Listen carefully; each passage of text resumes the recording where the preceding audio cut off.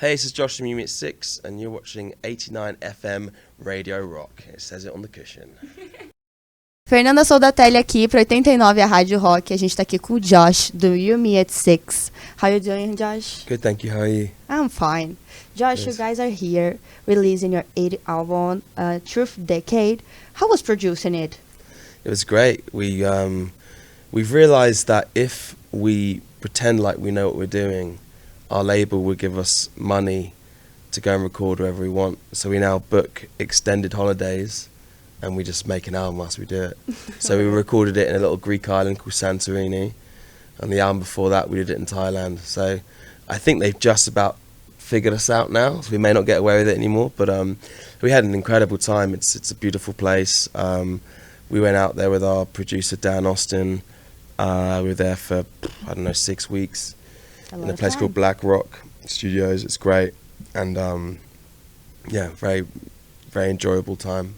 And do you have a favorite memory of doing this album? Like a fun memory, I don't know. Yeah,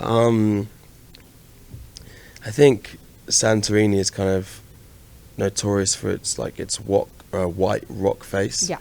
And so we did this. We went for a lunch at this place called Amida Bay, and you have to walk down like 400 steps. And I'm sitting there, so you have your lunch, and you're like, I got no. Okay. 400 steps. So I just remember that day being funny because we were kind of racing each other, and I remember people like having to do like water stops, having a sit down, and yeah, it was kind of like whoever got there first. So I don't know why that just came to my head, but generally, I mean, we just had a great time. You know, we did lots of hiking, lots of walking, lots of, you know, outside of recording our album, which is obviously the main reason they're having fun. We made a conscious effort to go to the beach and just try and enjoy time as well. That sounds amazing. And looks like you travel a lot.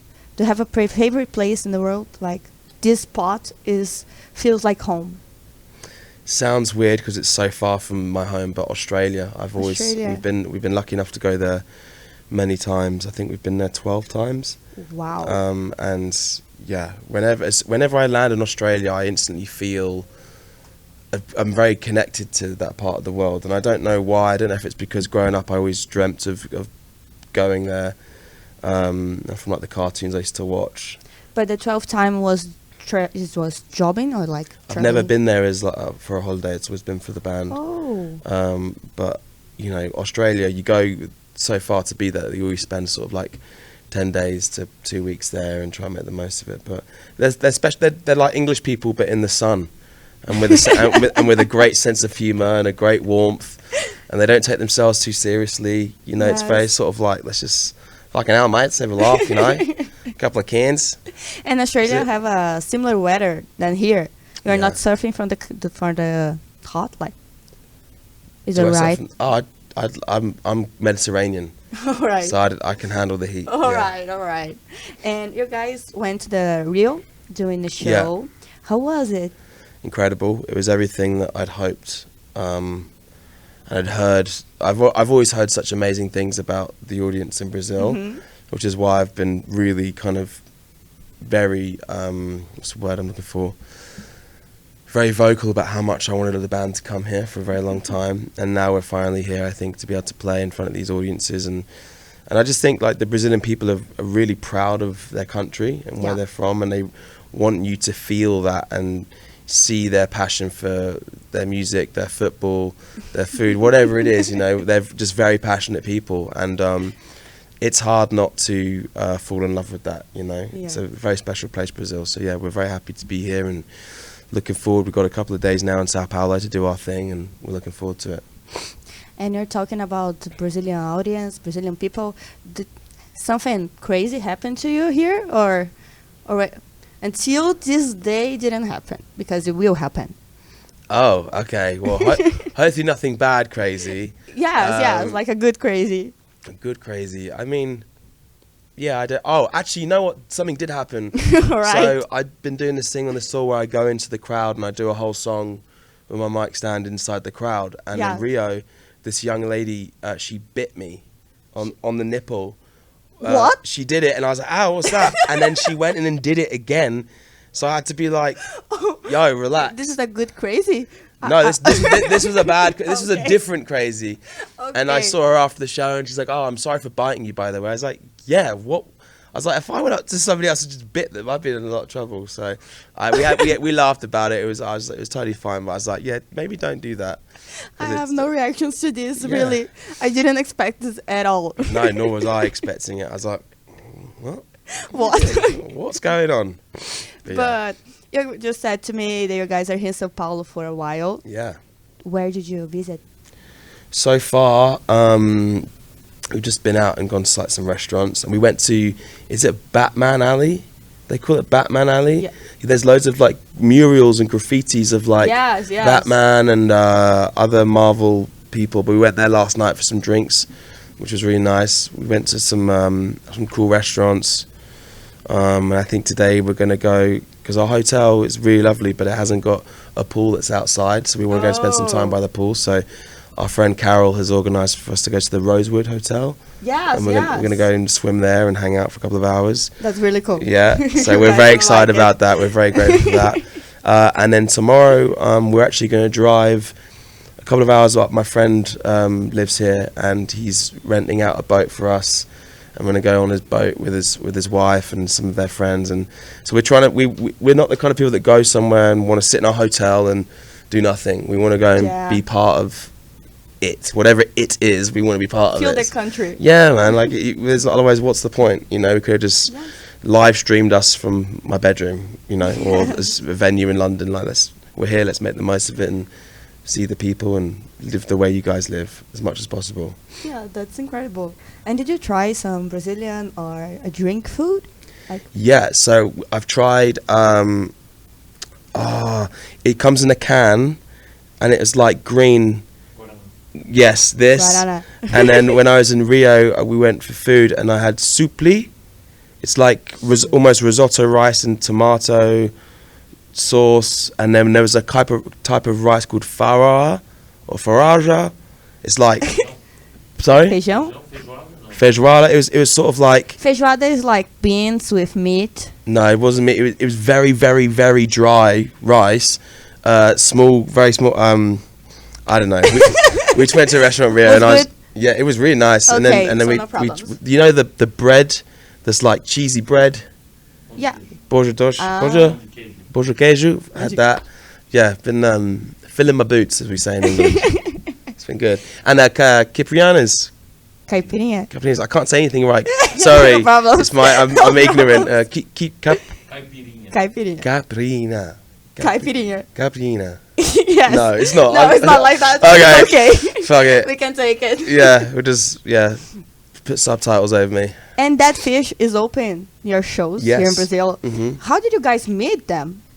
So when we knew we were coming over, we'd spoken a lot about how it'd be really cool to have as many bands from the different cities. So like in Mexico, we had bands from Mexico City and Santiago, Chilean bands and that sort of stuff. And we knew that we were being taken out by an amazing big Brazilian band.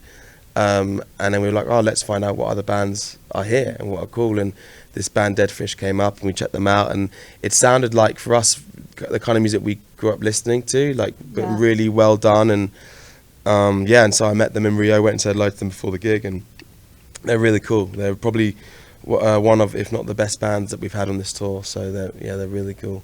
And did you guys have time to hang out together? We literally got at the venue about 15 minutes before we went on. Right. Excuse me. So I went up there and said, let's have a beer over the next couple of days. So hopefully tonight we'll have a chance to kick it. I hope. They seem like really nice guys, and as I said, their music's cool. So Yes. And you guys opening the NX0 shows in the weekend. NX0. NX0. NX0. Yes. NX0. That's really, really good. Yeah, Really, that's really good. good. Yeah. NX0. Yes. Cool. Yeah. You're learning. Yeah, slowly. Yes, Max Art from our band, his partner, one of her best friends is Brazilian, and when Right. we told her that we were coming out here to do this tour, she was very excited for us, and she was like, "You have no idea. It's like they're like the My Chemical Romance of South America. Yeah. They're fucking huge." And I was like, "Okay, cool."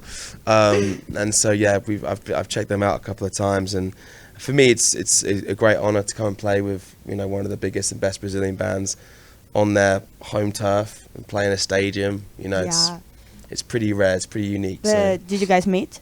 I haven't met them. No. Hopefully, I'm sure we'll see them on Friday and Saturday. Yeah, but we're looking forward to it. Looking forward to watching their show and learning more about their band as a live band. I'm sure they're amazing. If they're filling stadiums, they must be doing something good, huh? For sure. Yeah. For sure. You have a good feeling. Talking about your album, I have a question. What is your favorite song? What's my and favorite why? song from Truth Decay? Yeah. I think probably Deep Cuts. Why? Because it kind of embodies like the spirit of, and I guess the DNA of our band as a whole in one song. All right. Very energetic. On our last album, Sucker Punch, we were having a lot of fun experimenting with lots of different sounds and kind of different avenues for our band. And with Truth Decay, we really wanted to make, like, as I said, a record that kind of had that You Me at Six, you know, spirit at the core of it. And we wanted more energy. You know, we wanted to be able to like jump up and down. And so that was our main thing in the studio. If we weren't jumping up and down and screaming the lyrics in each other's faces, then it probably wasn't a very good song. So Deep Cuts to me is that it embodies that whole idea of what we were trying to do with the album. Yes. So. And did you guys write all together? Yeah, again, it's like this is the album where we all went away on 3 or 4 different writing trips, got Airbnbs on like the coast, like in Cornwall and stuff like that, and we'd have a set up in the kitchen, a set up in the bedroom, a set up in the living room, and people would just be writing, and then we'd go in and listen to what each other were doing, and then we'd regroup at dinner, discuss it, do some more, and then by then we had a bunch of songs that we were really happy with, and we knew we were ready to record. So we haven't done that. I haven't done that in that way for a long time, so it was good. This is funny. And how would like your life experience influence it in your songs? I think our songs are all about our lives. You know, I think I'm not very good at writing about something that hasn't necessarily happened to me. I think I've always found that's the best way of communicating with a listener, and the way that you kind of, I think the way you what's the word? Charm is not the right word, but the way that you kind of win people over with your music, and what separates you from another band or another artist is whether or not they gravitate towards your story, and if they see themselves in your story. So I always just try and like be as like, you know, I use a very cathartic kind of way of writing, and I try and like put everything of my life into a song or an album. And then I know that then when people are listening to it and they're saying, "Oh, I thought you wrote that song about me," it's because it's, you know, it's real life shit, and just a normal person just happened to be doing something, you know, that not everyone gets a chance to do. But I have the same life. We all have varied life experiences, but you know, I mean, we have like common threads. So yeah, I think that's what people like about You Me at Six. Obviously, there's so many other things, the music, the guitars, you know, the way that we kind of present ourselves, but I think people like that there's stories about human life and love, grief, whatever. And you guys are literally connecting people. Sometimes, yeah, I think so. I mean, that's another thing that we really love is when we meet fans at our shows who say that they only met their best friends by coming to our shows. I know that's not uncommon in this scene, if you like, with music. But I think that's a really like a powerful thing, that like, you know, people will go to our shows on their own and become lifelong friends with other You Me at Six fans. I think that's a really beautiful thing. So. And if you had to choose your favorite song of the whole history of You Me at Six? I don't know. It's like picking your favorite child. I know some parents do that, but my parents always tell me that they love me and my sister equally. So I feel the same about our songs. I love them all equally. And there's too many of them. It'd be too hard. Okay, we change. Normally, when we start doing something, we don't like of the past years, we don't like how we started. Do you like your first songs? I do. I say that because I think you can't be where you are now without what you've done. For sure. And I think I always find it I'm conflicted with the idea that people resent their old music because it's their old music, right? And it's like, well, without it, you wouldn't have galvanized that fan base or had the chance to travel the world or whatever it might be. So I've definitely gone through periods of time where I've been a little bit, what's the word? Salty.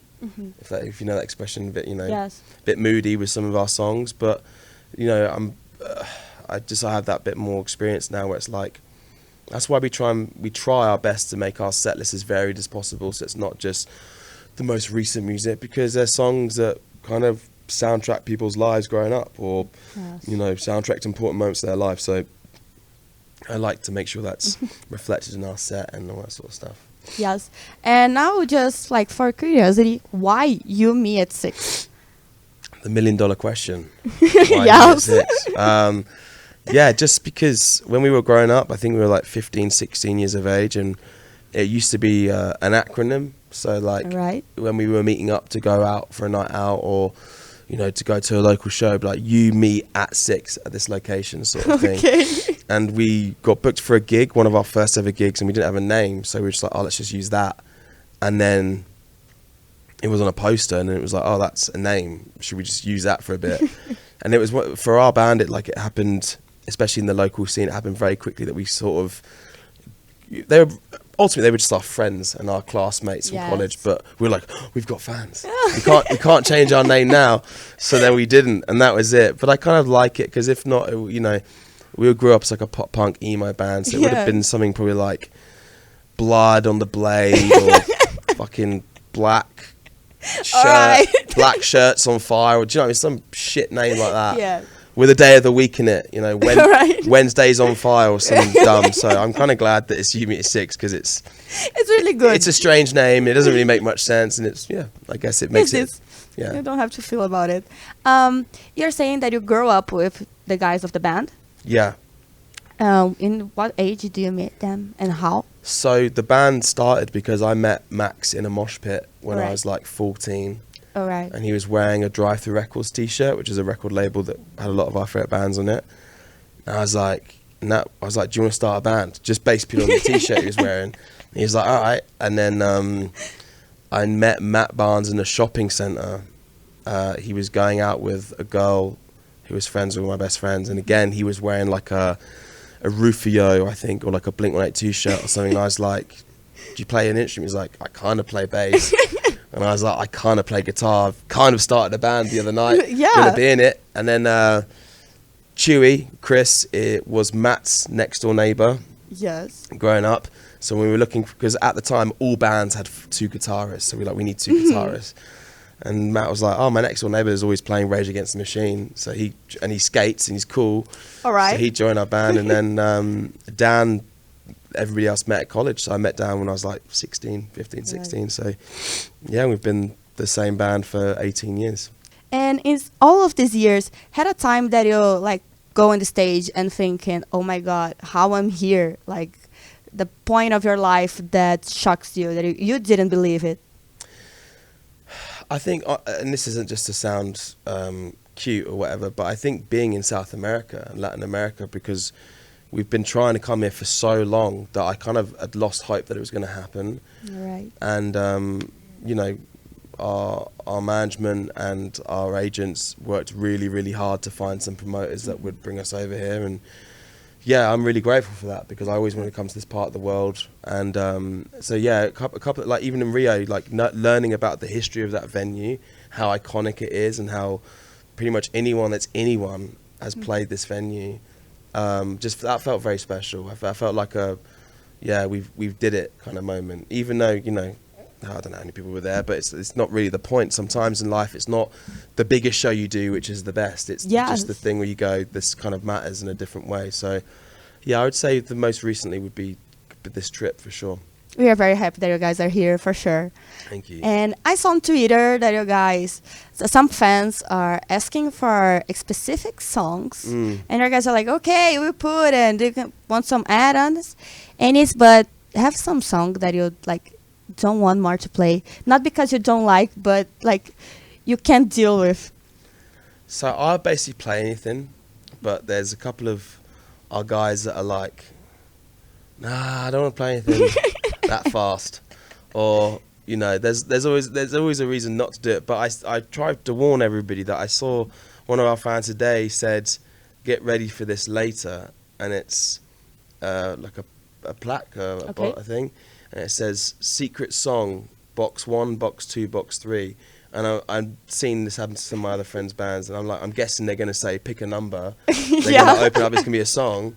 and then we're gonna have to play it because we'll look like dicks if we don't. So that'll keep us on our toes for later. And I'm really hoping it's like a real, like deep cut, like a really old song.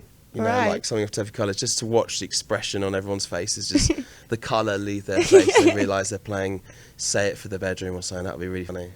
All right. And before we finish, I want to do a little game with you. Okay. It's simple. All right. I will say a name of a typical Brazilian food, and you have to guess what has in it. Oh, fucking hell. All right, go on. Just for the name. All right. Just from the name. Okay. Just for the name. So the first one is acarajé. Is that the berry, cold berry, like ice creamy thing? No, no idea. No idea. It's a fried bean that normally has inside shrimps, a vinagrete. It's like, I don't know if vinagrete is brasileiro. Sorry. It's tomatoes, onions, curry. It's like we normally eat this with barbecue. Right. All right, but So it's like definitely tomatoes and onions. So this game is basically you saying some words I've never heard before Yes. and picking from any food group in the world, Yes. combining it together. Yeah, go on. This will be good. 'Cause Yeah. I Oh, have the no next chance. one I have no chance. is baião de dois. Do you know what I mean? What are we doing? So I have a clue here. Sorry, I don't know either. I know, but I You don't know what it is? No, I know, but I don't know how to explain it because it's something that you eat and has this taste. Nothing in the world will taste like this. Right. Exactly. Do you understand this? It's I get what you're saying. no, yeah, no. yeah. It's like it's a feeling. It's most a feeling. So baião de dois is a mixture of rice and green beans that normally are filled with bacon or some pork milk. Okay. This one is easy. Okay, go on. It's easy. I think you already tried it. Right. Brigadeiro. It's sweet. Oh, is it the little chocolate thing? Which Yeah. Is like made with condensed milk, lots of milk. Yes, See? yes. Easy. Yes. Sorted. You said it's impossible. 1 out of 3, not too bad. And what I should have said is, it's got rice in it. It's got some sort of animal in it, and maybe a bean, and I would have got it right. Yes. In this way, you end up getting all. Here in Brazil, we eat a lot of rice and beans, so Yeah. you can choose this. But did you try brigadeiro? Yeah. What do you think? Good. Very Good? sweet. Very sweet. Yeah. All right. I thought I was going to get diabetes straight away. No, I didn't. It was lovely. It was very tasty. And the last is caldo de piranha. I think it's maybe got some rice. No, All right, no. No idea. No idea. It's a soup of a fish that is called piranha.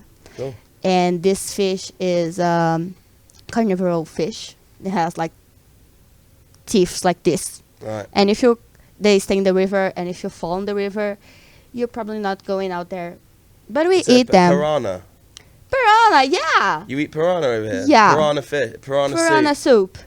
Lovely. Lovely. I think you could try it. I think I won't. But, That's for good sure. to know. Good to know. Yes. Thank you, Josh. It was a pleasure very having you welcome. here. Pleasure to be here. Thank you. 89, a Rádio Rock.